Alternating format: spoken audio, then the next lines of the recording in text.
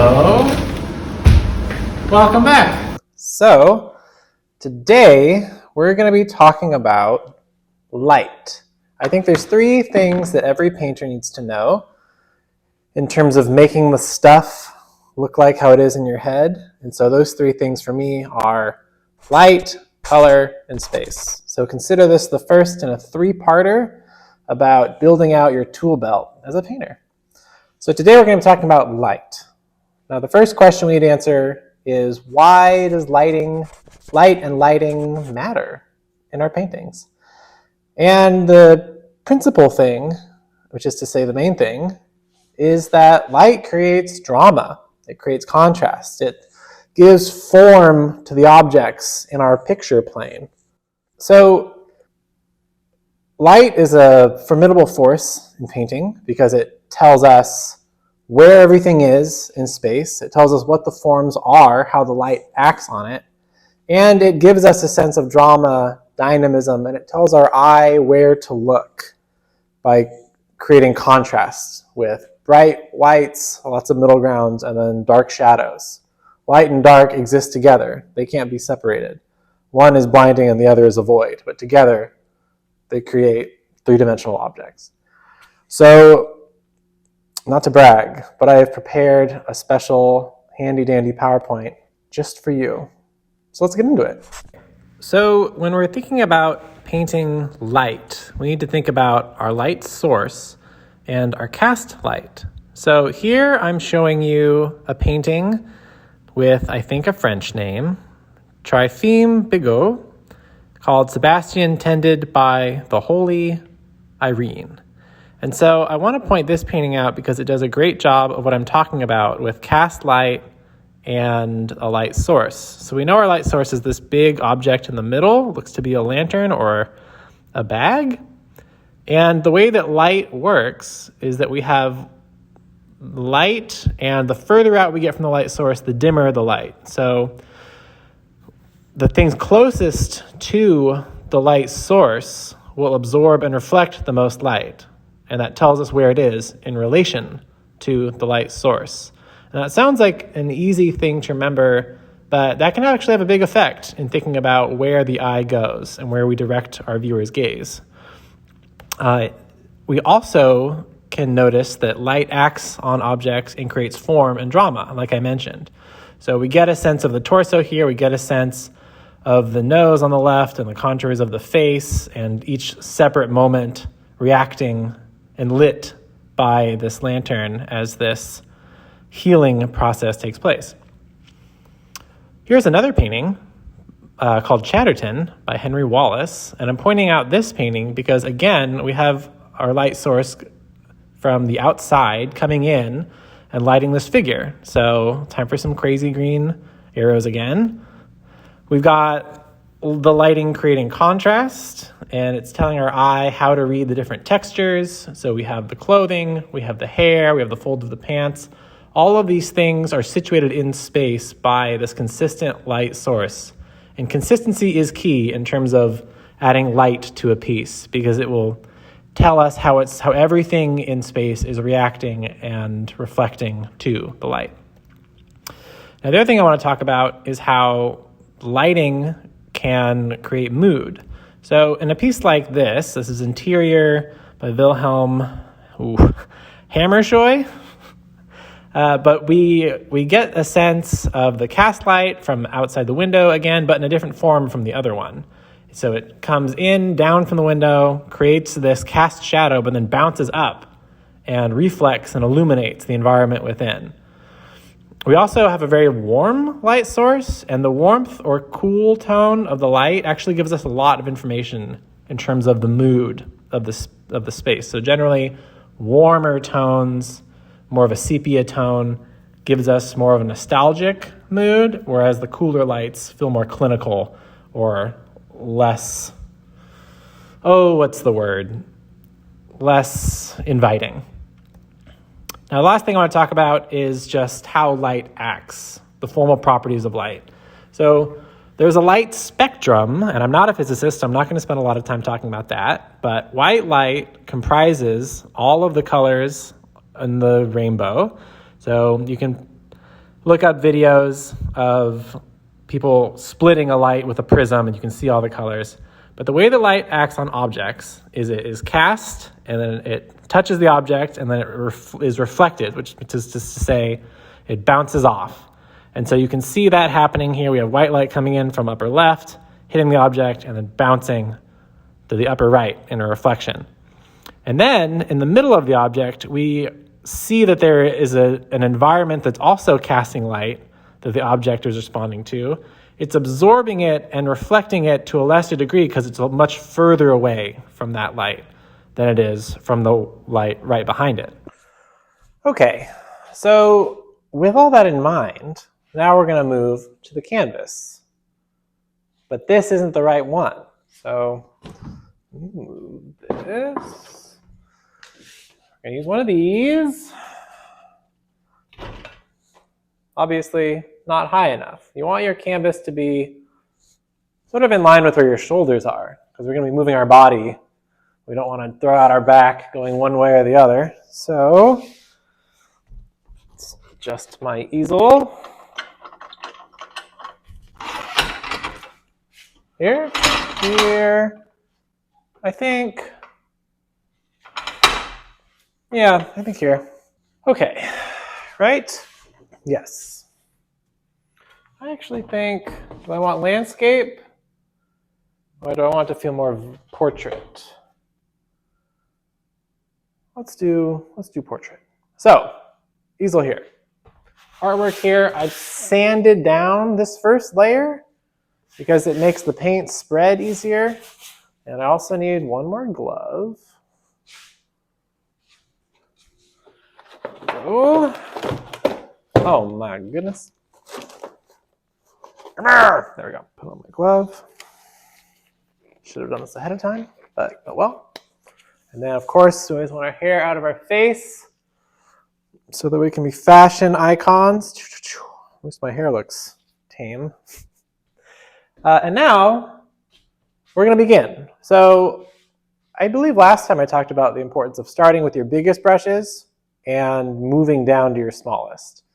So I'm going to take a sponge and apply an initial layer of yellow.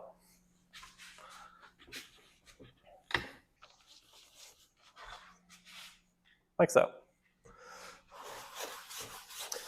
Wow, that is way yellower than I wanted, actually. But that's fine.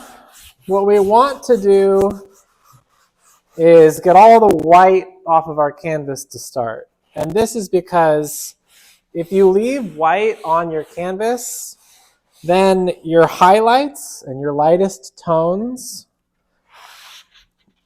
like your reflections on the apple that I mentioned, are competing with the white of the canvas. So what we want to do is create a neutral ground for our scene to live on. And we want to be able to build up our image without having to worry about,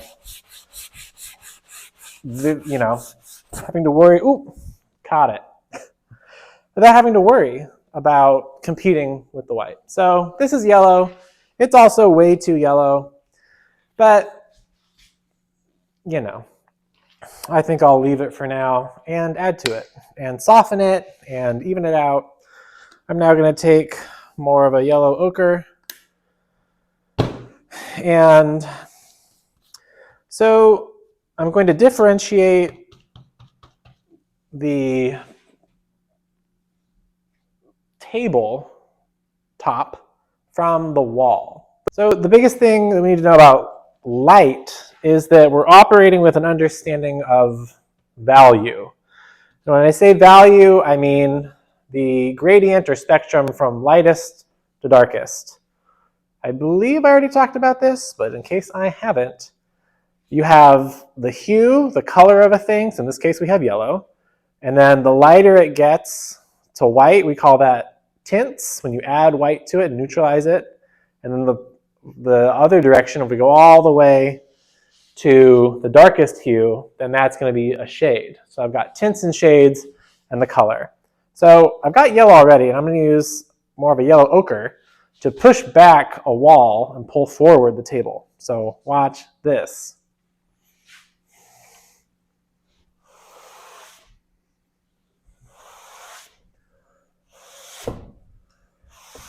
Woo. And listen, I promise I'm competent. This is just slippery.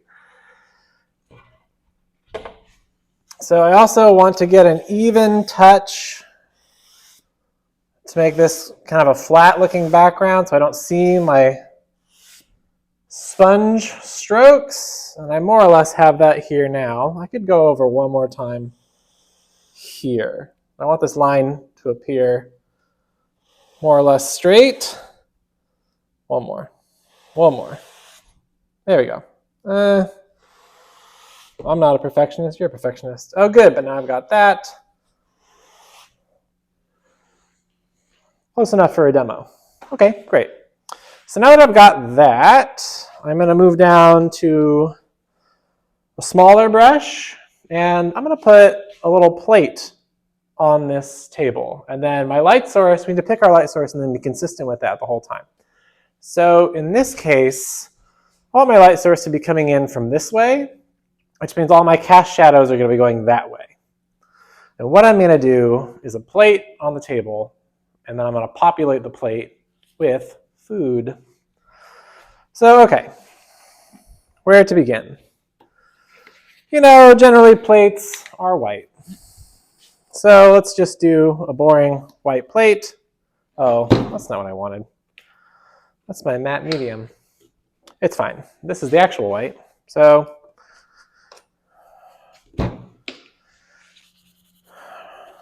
loading up my brush. You can see that. Loading it up. And now I'm going to put in, I think, a big plate. And I'm just going to trust my arm to just make the plate shape. Ready? And I'm not going to be too precious about it. We're going for the vibe, not for an exact photographic likeness of a plate of food. So ready? Here we go.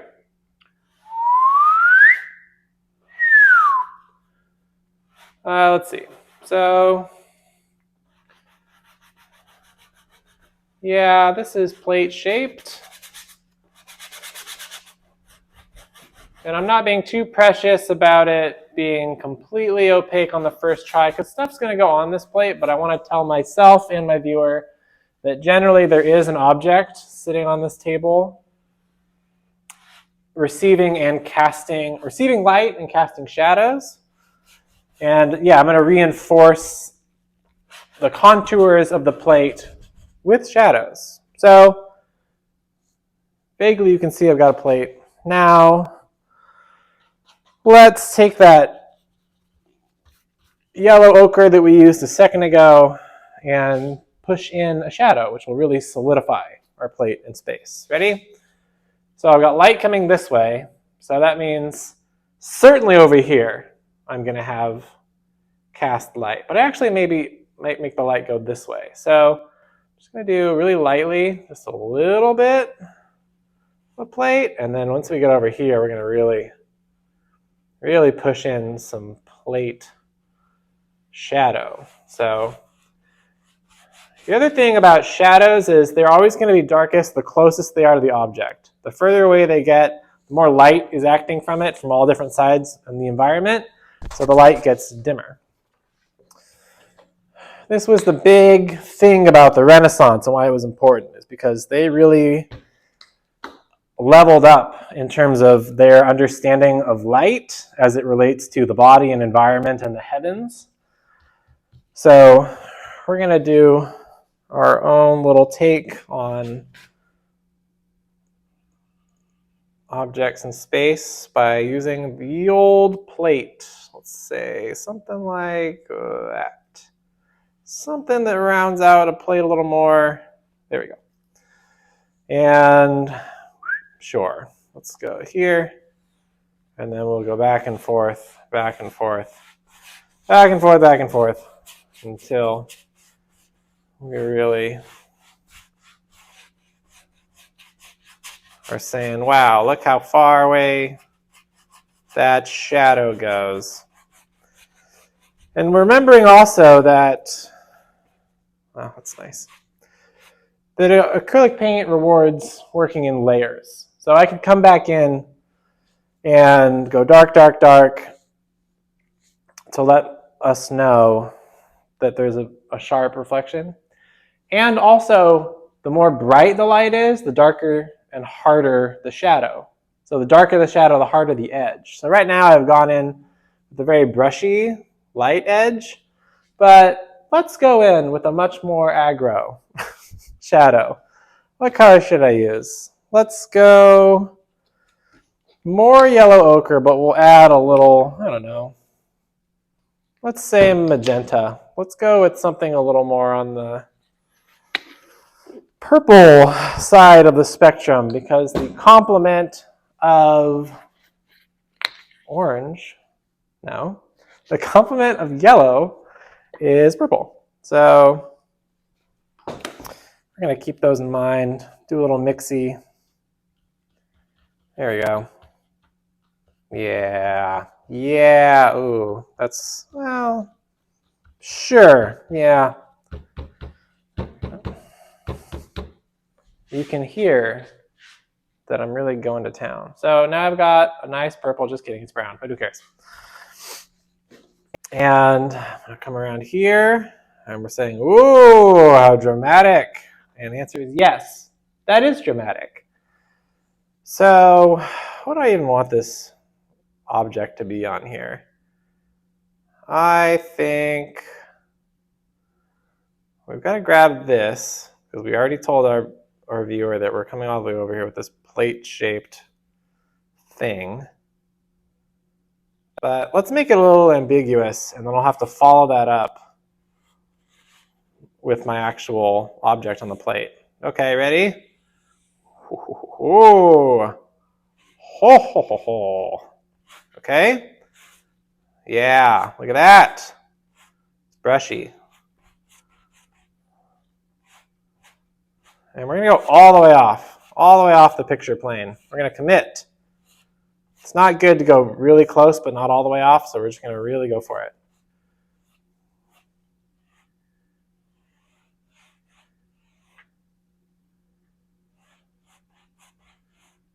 And again, I want my darkest point to be here-ish.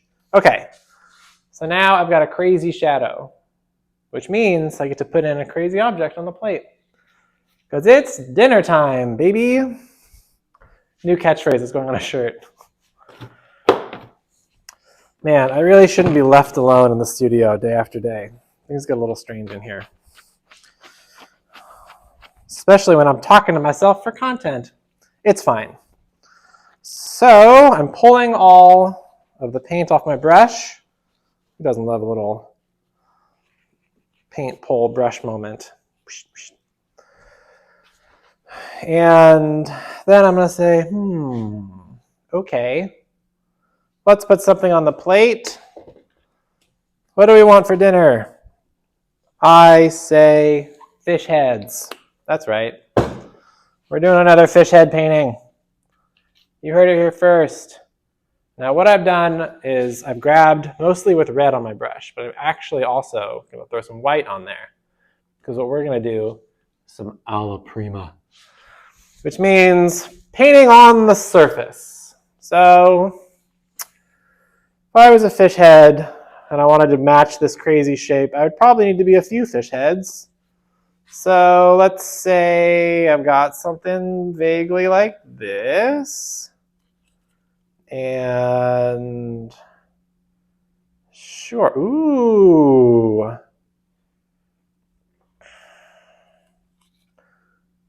Get a close-up and really check out how this is going. We're gonna let our brush do the work here. I'm gonna leave that as it is, and we're gonna come back to that, because now this really gives us this shape over here. Now I'm gonna come in with something that builds up here. And again, we're gonna work in layers. So I'm not just making a big red blob to live on this plate. I'm gonna build this up and go back in and do something exciting with this.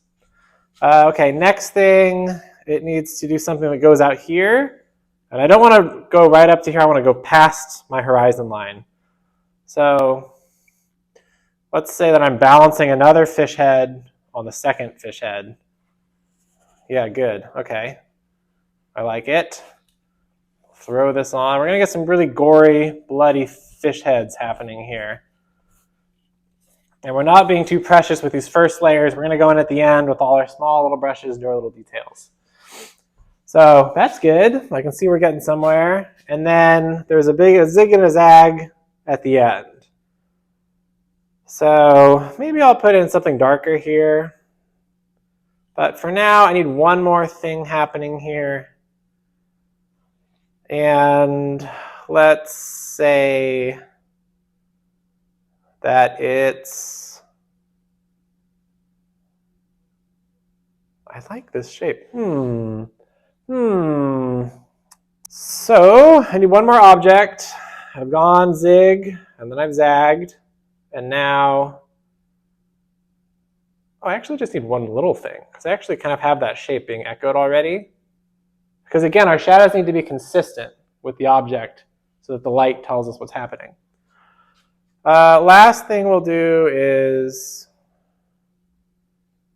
yeah, I guess let's do like some flesh peeling off of this in a way that maybe doesn't feel too gross. Yeah, just like that. And I'm being consistent with my pressure, and I'm pushing the brush.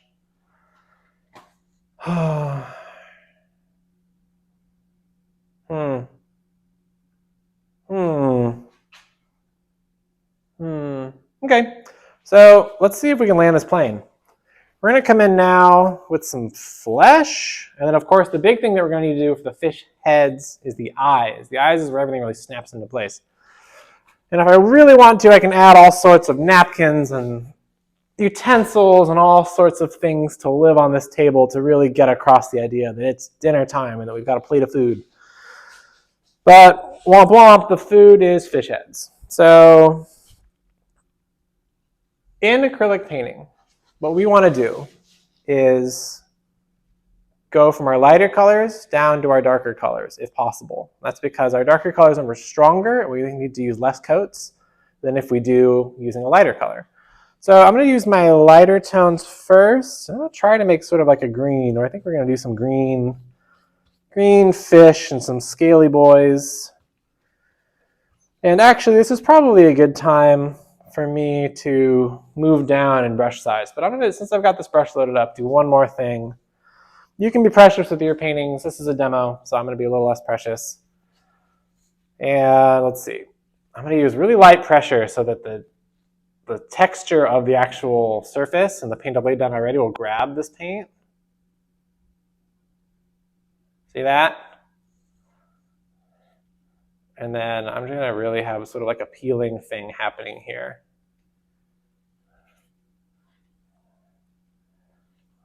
So already we're building up some skin for this thing to live on. Wow, as I'm looking at this, I'm like, ooh, the yellow table was a lot to start with, but that's all right.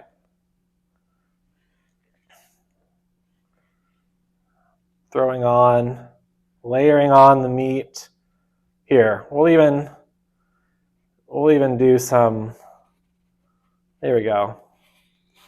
We'll do some going off the table, going off the rails, which makes it even grosser. And maybe this is ruining it, but it's my painting to ruin, and you can let me know in the comments. So, and if I really hate that, I can go back later and fix it. Ooh, I do hate that. Oh well. That's the exciting about painting, is that I can always paint over it if I don't like it. In the studio, you have complete creative control.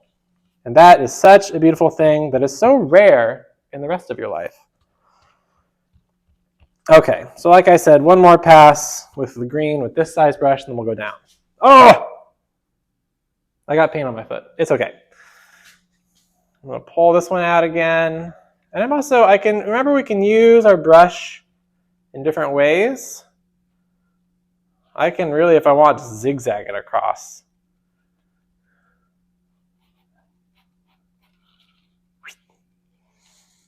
Yeah, who knows what that is? It's okay.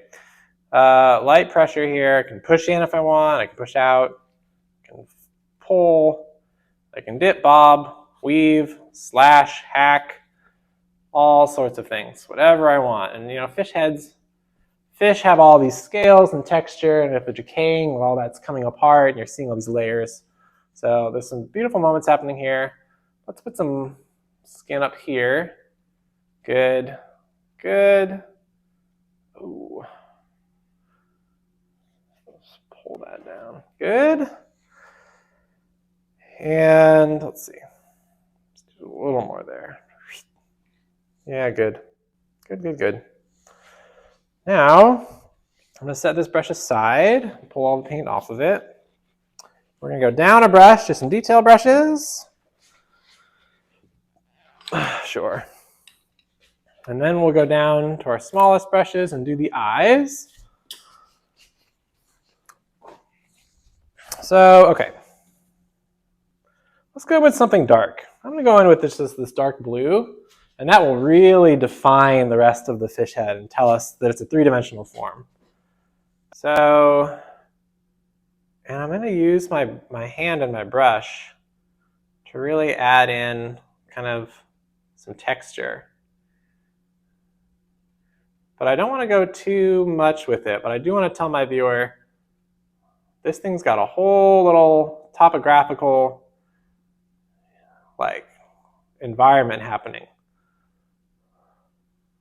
But I don't want to overdo it. So I'm going to use my brush, I'm going to do the wiggle and the waggle. I can even add it in over here, kind of save this section. Oh yeah, look at that! Look at that, landing the plane. And I can also define and give some contours, push things back, pull things forward. That's why light and dark work together in this little dance. Like it sets everything off. Let's see. Well, actually, I want to pull this red and extend it. There we go. But then that means I have to, put that shadow in. Okay, so something's happening. Something's alive. But what we need to do now is land the plane with the eyes. The eyes tell us, oh, that is a fish, not just a pile of weird rotting meat. Ready? So let's find a place for our eyes. So this was probably, I think this was a fisheye once. We'll leave that there for now. And where else? Let's say this was a fisheye once. Let's make it a big eye. Yeah. Oh, I'm getting sad now that I'm watching this big dead fish. Now that this big dead fish is coming into being, let's make this one a little bigger too. And let's see. Do I want to really make myself sad? No, let's leave it there. So I've laid in an initial color for the circle, and now I'm going to put in a dark color for the eye. Put in the eye, bloop. Put in the eye, bloop. Now zoom in, and you'll see that I've got the energy there.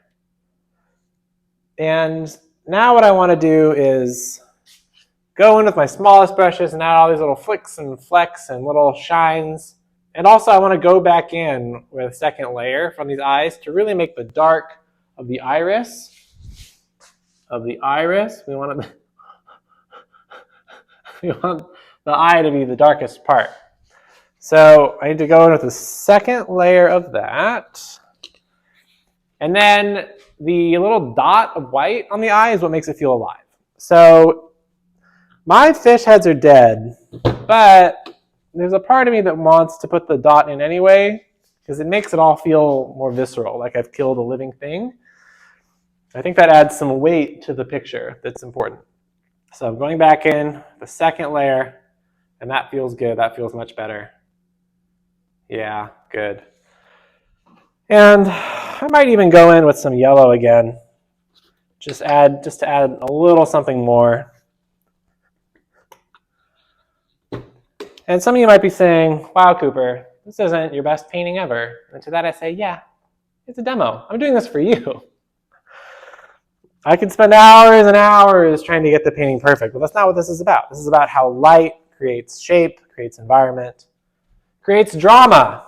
So here, you want some drama? Let's just yellow out this fisheye. Yellow this one out, really laying it down on the brush. Yep, you can see that's coming off. And then I'll even reinforce it. I'll even go back in with a dark color again and put this dark in to make this eye feel like it's really sitting on this thing. Let's do that over here too. Again, the further away from the light source is where that should happen. And then I'll come back in with a little dab of white on the eyes, zoom in here, and then we'll go bloop, and we'll go bloop. And now it's sad. So maybe this wasn't the prettiest demo you've ever seen for a painting, but I just want to demonstrate some of these principles in a low stakes setting. I'm going to let you know that you pick a light source and then you tell us how the light acts on the object based on the cast shadows and the value, the lights, the darks, how we give form to the objects. And in doing so, you can create drama in contrast in a convincing scene. Although, I will say this is not a scene I care to see again. But at least now I know. Okay? Class dismissed.